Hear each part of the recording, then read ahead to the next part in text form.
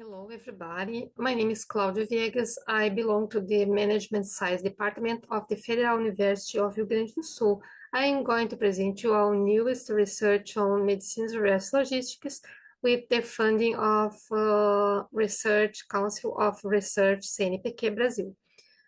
The title is Medicine's Returns, Retailers' Perspectives in Two Brazilian Capitals. This research is the result of the Carla Bassotto work and a result of a collaboration with Miriam Borchardt and Giancarlo Medeiros Pereira from Unicinos Miriam and from Paulista University, Giancarlo.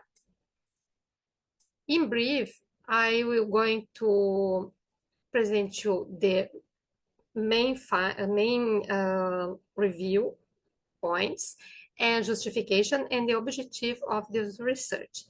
We realized that research on medicine's reverse logistics is mainly focused on the industrial sector and overlay focused on optimization models. So we have many studies on supply chain optimization models involving industry and retail, but not large supply chains. We also have some studies on consumer behavior, and we also have some studies on reviews on medicine's reverse logistics. But we don't have much studies, many studies, of course, on medicines in retail, medicine's reverse logistics in retail. This is a field of study, a sector of study in which we don't have many studies unless before, in Brazil, unless before the federal law was settled in 2020. Before 2020, we have some studies, but these studies are almost in small towns or in large towns, but they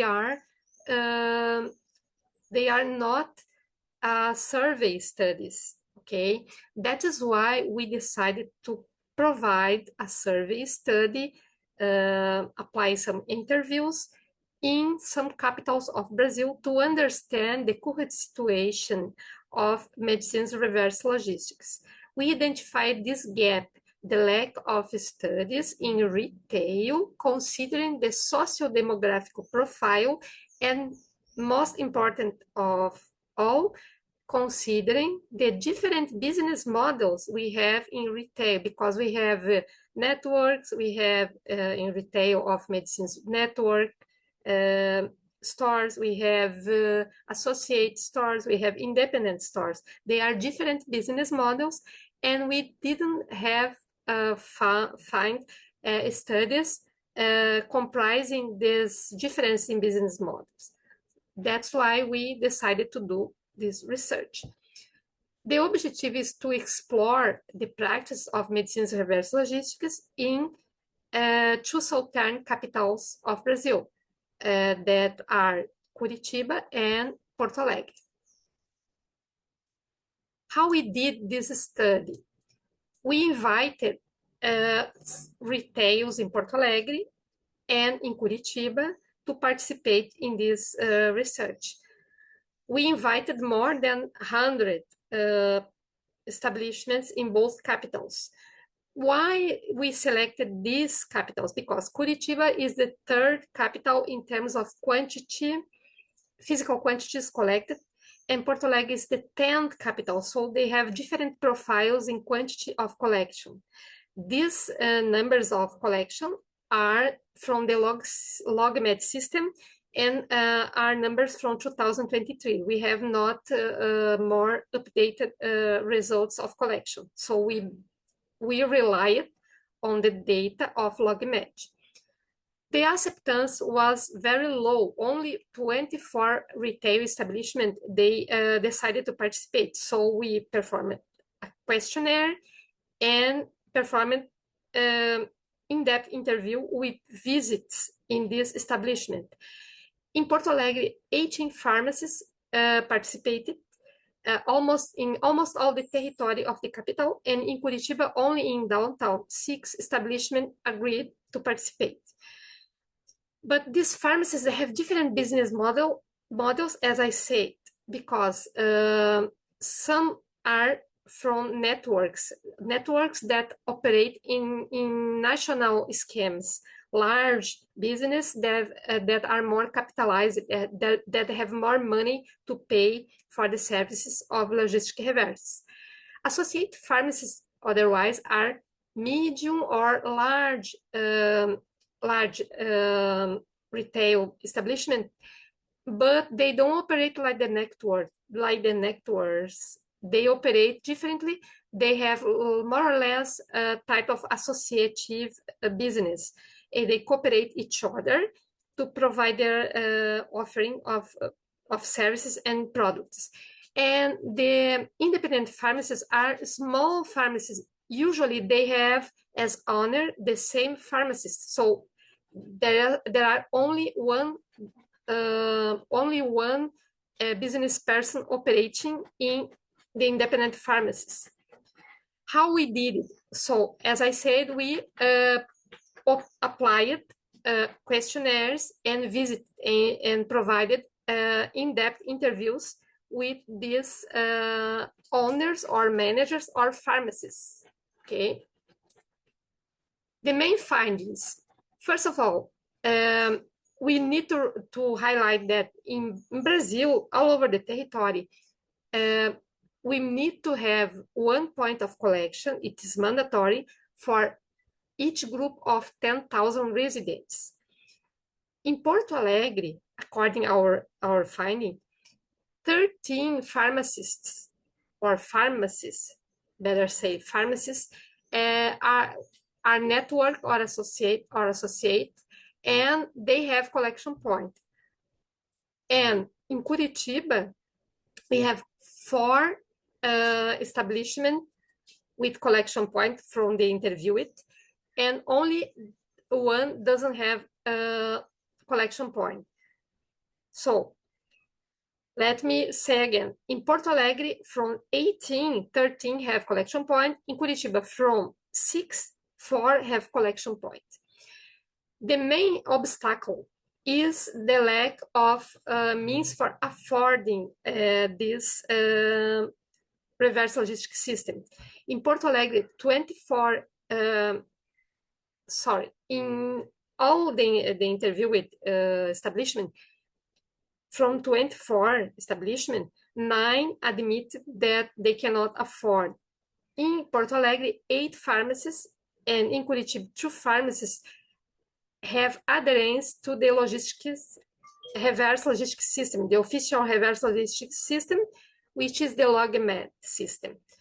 They all belong to the networks. What we have found that the pharmacies that can afford the reverse logistics system, mainly they belong to the network's business model.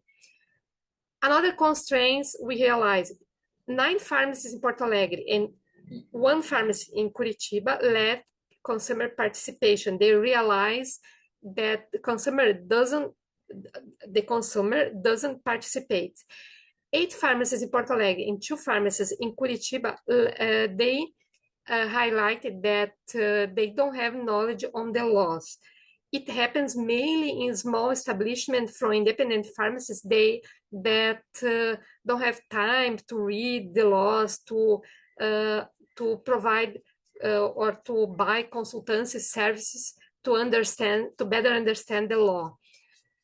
Lack of physical space is one thing we realized as a constraint to reverse logistics in small pharmacies, mainly in the downtown pharmacies, because they don't have space to deal with large quantities of expired medicines. And we realized also that some pharmacies try to manage products that are about to expire. They try to reallocate these products to another stores, trying to avoid expiration.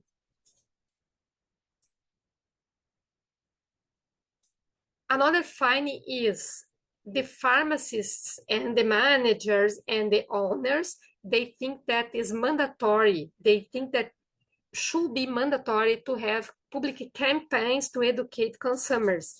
This is almost a consensus in drugstores from large size and other drugstores. They think that the government, the local government, or the drugstores themselves must to afford such campaigns. And or media, not many, but some of them answered that the media could provide these campaigns, or professional councils or industry in minor quantity. As final remarks and recommendation, we realize that medicine's reverse logistics is not equal in all retail establishments because the socio-demographic profile and the business model may delineate some differences. We also realize that the network pharmacies are far reach competitive in their reverse logistics system than the small one or the associate because they have more power to provide contracts and to follow the requirements of the law. But we also realize that small pharmacies sometimes don't provide points of collection because they rely on the power of the big pharmacies, the big establishment, to put collection point because the law establishes that for each group of 10,000 consumers, we must have one point of collection. In places where we have small pharmacies, the places in which we have large pharmacies, the small one rely on the larger. So the small one try to excessively rely on these large pharmacies, large scale pharmacies, because they don't have the power to pay for their own collection points.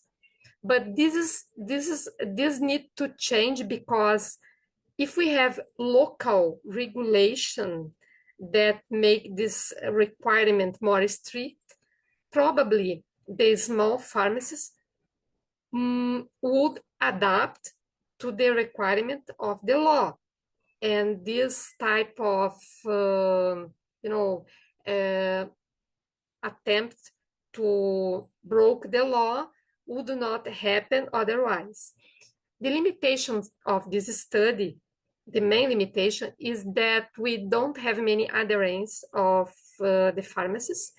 Our sample is very, very limited, and the profile of the respondents is very diverse.